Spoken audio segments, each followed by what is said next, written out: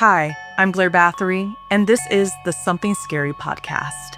Thank you so much for being here. Whether this is your first time or you're one of the brave souls who join us every week. Sometimes, the ground beneath you isn't as solid as it seems.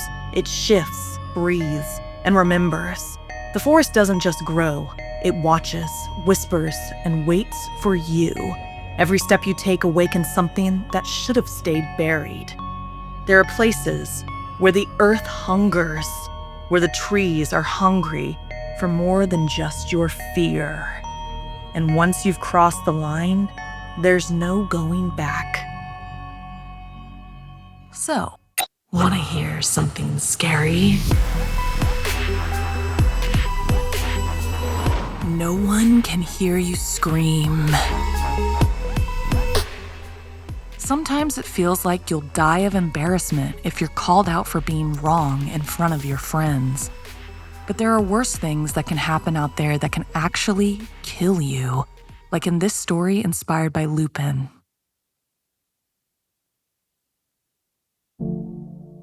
Vic had always prided himself on being rational. He laughed at the mere mention of believing in supernatural phenomenon. Ghosts, magic, curses. They were nothing more than tales told to gullible people. But he would not be fooled. He told his friends how ridiculous they sounded whenever anyone brought up such silliness, or was scared of something so make-believe as spirits and haunted houses. It was a relatively warm evening for late winter in San Jose when Vic's friends issued him the challenge.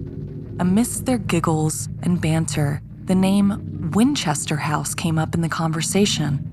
The infamous mansion was legendary. It was filled with tales of hauntings and spiritual encounters. It stood as a beacon of the supernatural in their city. Vic waved off their warnings with a dismissive laugh. "If you think ghosts exist, I'll prove they don't," he declared with a smirk. "I'll spend the night at the Winchester House and show all of you just how ridiculous your ideas are." His friends exchanged knowing glances, their eyes filled with teen mischief. As night fell, Vic found himself driving through the streets of San Jose towards the imposing Winchester House. With the house in his sights, he barely saw the other car coming straight at him. Vic swerved just in time. With his heart pounding through his chest, he wondered if that was a good omen to start the night, or a very bad one. The air crackled with anticipation. An eerie sense of doubt settled over him. Trying to ignore his feelings, he pressed on, determined to expose the supposed ghost as nothing more than stories for children. Arriving at the mansion, Vic was surprised to find the door unlocked, a silent invitation to his challenge. With a shrug, he stepped inside, his footsteps echoing through the grand front hall adorned with old, creepy statues and spiderwebs clinging to the corners. Settling into the center of the room, Vic armed himself with snacks and his digital video camera for the night ahead. If ghosts were to reveal themselves, he would be ready to face them head-on. Hours passed in anticipation until the clock struck midnight with a resounding chime. Vic jumped at the sound, his nerves rattled, before he laughed at his own jitters. But then he heard it, the unmistakable echo of footsteps coming near. At first, he called out to his friends, thinking they were there to prank him. But when no one responded, panic set in. He tried to run, but it was too late. A figure emerged from the darkness, dressed in the clothes of an era from long ago. Accepting a confrontation, Vic was taken aback when the figure offered a genteel bow and spoke with an unexpected warmth. "We have been expecting you," his voice carrying a hint of otherworldly resonance. "Dinner awaits in the dining hall. Please, follow me." Together, he and the butler navigated the long corridors of the Winchester house, each turn leading them deeper into the maze. Upon entering the dining hall, Vic saw a scene straight out of a nightmare. Guests adorned in old-timey clothes sat in silence, their gazes fixed upon him with an intensity that sent shivers down his spine. The faces of the guests contorted and decayed before his eyes, morphing into grotesque masks of death. Vic scrambled to escape. He fled through the twisting corridors, but try as he might, escape eluded him. Each turn he took led him deeper into the clutches of the house. As dawn broke, Vic found himself exhausted and trapped at the mansion's front entrance, his desperate screams from inside falling on deaf ears. It was then that he glimpsed a familiar figure approaching, a friend bearing a somber expression and a single flower. As he pounded on the window, he started to hear his friend speak. "I'm sorry, Vic," his friend murmured, laying the flower upon the threshold. "I never meant for this to happen." As Vic looked around, he also noticed his car wasn't parked in front of the house where he had left it. Where was it? In that moment, realization dawned upon Vic like a bolt of lightning. The car that he had seemingly missed hitting, well, he hadn't missed it at all. He was killed in the collision. His journey into the realm of the supernatural afterlife had already been underway. But his soul wasn't ready to accept that and continued on his journey to the house. With a heavy heart, Vic watched as his friends left, leaving him to confront his fate alone. With tears in his eyes, a comforting presence enveloped him, a woman in black, her eyes filled with understanding. "Do not despair, dear Vic," Sarah Winchester whispered, her voice a soothing calm amidst the chaos. "You are not alone in this eternal labyrinth. Together, we shall wander these halls until the end of time." Have you ever been so sure of something and then been proven wrong? Did it have deadly consequences?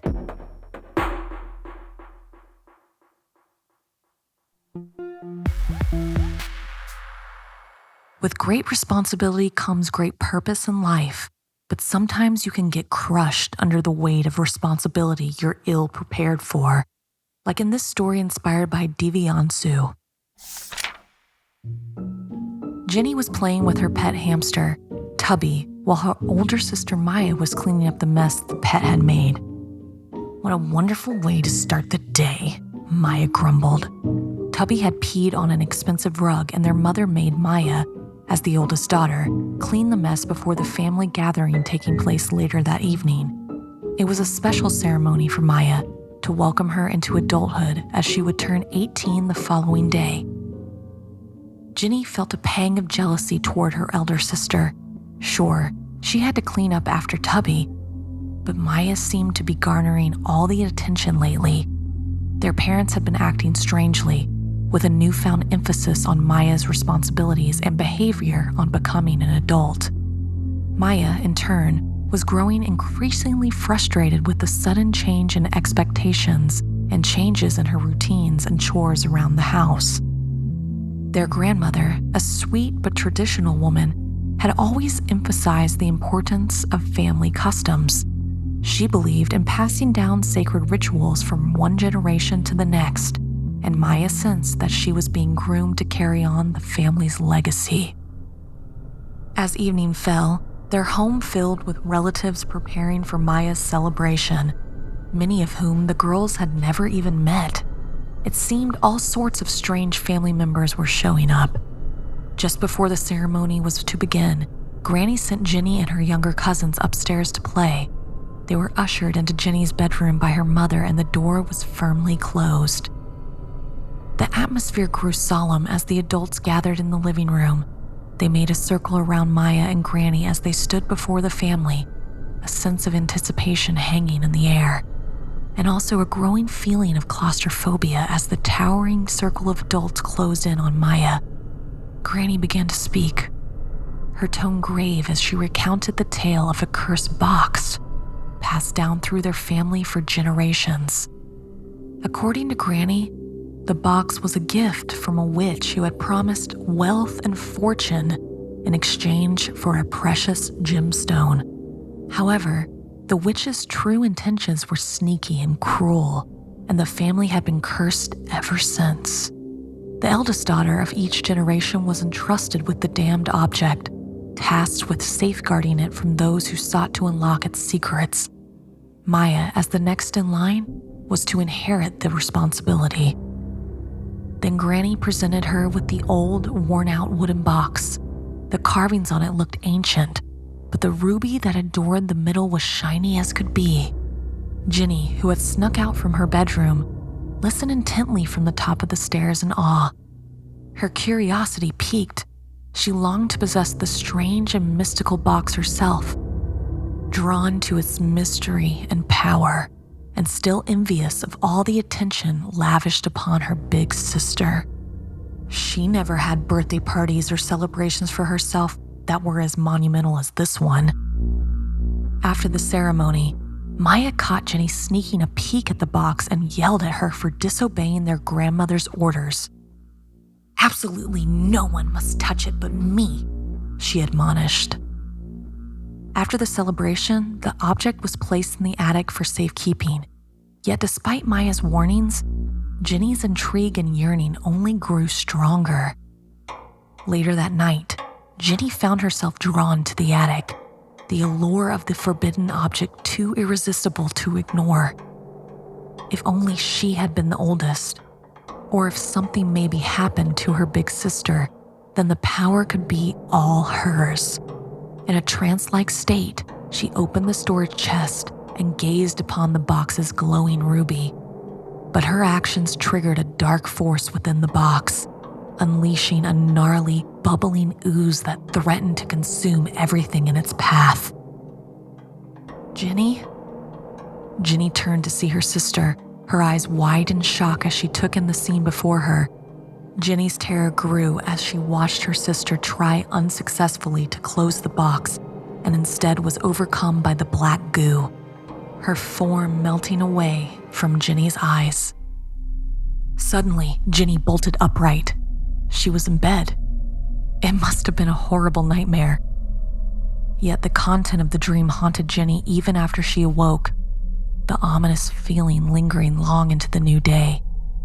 As Maya's birthday celebration drew to a close, Jenny couldn't shake the feeling that something was amiss. Her sister's behavior seemed off. Her compliance with family traditions masking an underlying unease. Leaving Maya alone with their mother, Jenny ventured into the attic once more, determined to discover the true extent of the box's evil. And there it was. In the dim light, she found the cracked ruby and the blackened remains of her sister, a grim reminder of the horrors that lurked within. With a sinking feeling of absolute terror, Jenny realized that the entity downstairs was not her sister Maya, but something ancient and sinister.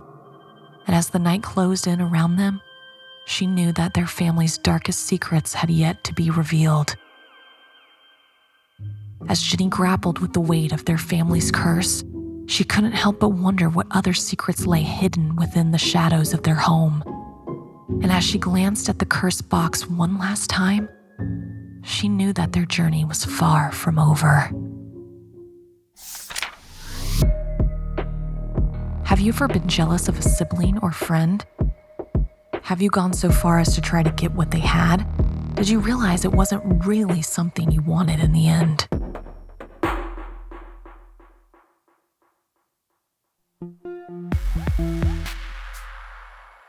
The path to true love never runs smoothly, but sometimes there are bigger things at play standing in the way of a happy ending. Like in this story inspired by Divyanshu. For weeks, Sammy's diary entries were filled with encounters with a mysterious woman. He described her in vivid detail, a figure he often spotted in the park late at night, cradling her baby girl under the moon's watchful gaze. He found her beauty captivating, ethereal even, and felt inexplicably drawn to her from the first sighting. As he observed her, Sammy couldn't shake the feeling that there was something otherworldly about her. She was enchanting with her caramel skin, her dark, serpentine braid, and her enchanting amber eyes. Yet she remained aloof, interacting with only her child, whom she cherished with unwavering affection. Sammy finally approached the woman one night as he passed through the park after his late shift. He found her, as usual, sitting on a bench under a tree. He carefully approached the woman, introduced himself, and told her that he lived nearby.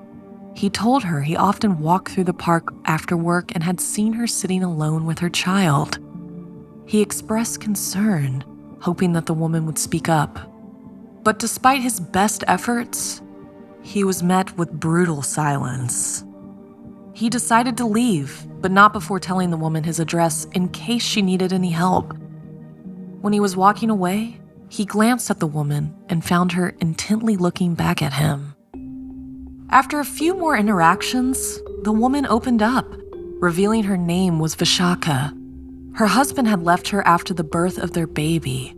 She said that she worked in the market nearby, earning just enough to keep her and her child alive. Before long, they felt more comfortable with each other. Sammy would bring treats for the child and would chat with the woman. Both felt a spark between them, until one day, Sammy decided to express his true feelings. Fearing a heartbreaking rejection, he was both shocked and ecstatic simultaneously when Vishaka also affirmed her love for him. Soon after, they were holding hands, performing their wedding vows around the holy fire, promising to love and serve each other till the end. Months passed by, and they were living the happiest life. Vishaka always expressed her gratitude and respected her new husband. She cared for both her child and Sammy and was a wonderful wife and mother. But as time went on, Sammy noticed a shift in Vishaka's behavior. She carried the child everywhere, always cradling her little girl and no longer giving him the attention he'd become used to since the wedding. One night, Sammy woke up to a sound coming from downstairs and went to look for the source. There, he saw Vishaka looking out of the window, her face a web of worry. Suddenly, she started to glow, a bluish hue emanating from her under the moonlight. A gasp escaped him. Vishaka turned to look at him with a guilty expression, as if she'd been caught stealing something. Her entire body glowed with the most otherworldly glow, rendering her husband dumbfounded. Finally, she spoke. "You were not supposed to be here. You were not supposed to see this. I love you, but I can't change my destiny or what I am." She hugged him, and although very confused, Sammy told her that he would always be there for her. He looked at his wife, still glowing with the most enchanting aura, tears flowing down her cheeks and dropping onto the wooden floor like shiny pearls. He listened as Vishaka said, "I'm sorry," and suddenly felt a sharp pain on the back of his neck as if something had pierced him. Soon, darkness overcame him, and he found himself waking up in bed with a stinging pain on his back. He leapt up quickly and raced downstairs where he left Vishaka, and the sight his eyes met left his blood cold. A large, scorpion-like monster was in the corner of the room with the lifeless shell of his wife on the floor. The creature then began to lift the cradle in which the child was sleeping with its pincers. The sight terrified Sammy, and he quickly picked up a table and, following his instincts, threw it at the monstrosity. The creature grunted, but the impact had barely scratched it. It picked up the baby girl and placed her on its back before scurrying off into the next room. Fear of the horrors the creature would unleash upon the innocent little child flooded Sammy's mind, the horrifying thoughts raising his adrenaline. He raced into the kitchen and picked up a sharp knife and a fire poker on his way out, then followed the scorpion monster into the living room. There, with a swift leap, he jammed the fire poker into the creature's side and quickly took the child from the creature's back. Sammy tried to escape, but wasn't able to make a run for it as the creature coiled his tail around him. With a last hope, he swung the knife and chopped off the creature's tail, then sped to the main door. He stopped, however, to take a look back at the creature when its blood-curdling shrieks of pain turned into a low, human-like soft moan. And the sight left him horrified and confused. There, in the middle of the living room where he had just battled a monster, lying in a puddle of gore, was his wife. Blood gushed from the fatal wound on her side. The reality of what he had done struck him. He carefully placed the child on the couch and went to his bleeding wife. Through tears, he asked her all the questions piling up in his mind and tried to pull her into his arms and take her to get help. But with her last breath, she asked him to bring the child to her so that she could embrace her daughter for the last time.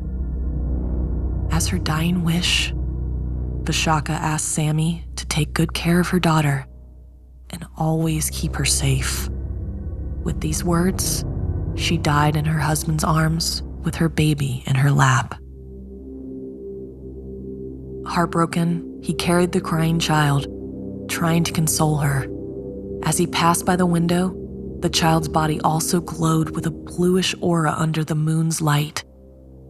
And at that moment, he realized the child was a mythical creature, the vishaka, just like her mother. With this realization, he promised his dead wife to protect her daughter from everyone and guide her when she came to learn about her true self.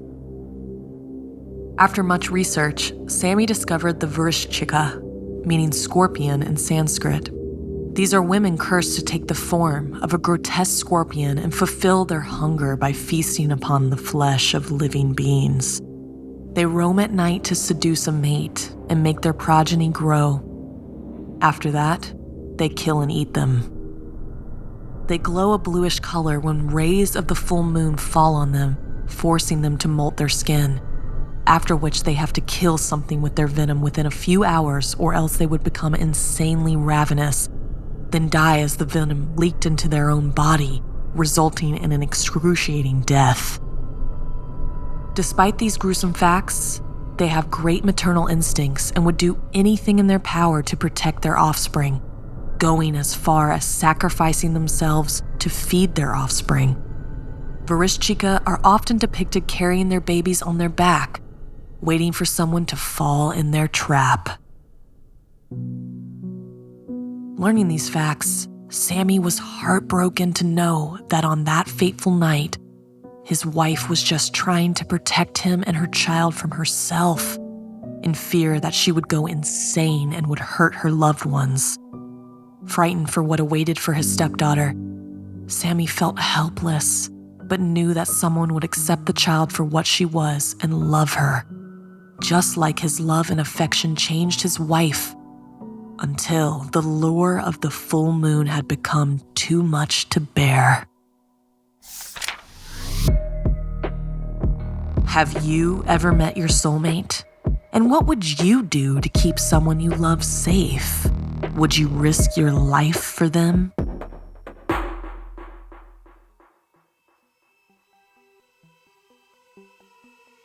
This week's podcast stories were edited by Sarah Lukasiewicz, narration by Blair Bathory, produced, edited, and mixed by Fitz Harris, executive produced by Gail Gilman, music by Sapphire Sindalo and Calvin Linderman. If you have a story you'd like to submit, send me an email at somethingscary@snarled.com. Don't forget to watch the video version of Something Scary over at youtube.com/snarled. And if you'd like to support the show and everything we do at Snarled, join our Patreon at patreon.com/snarled.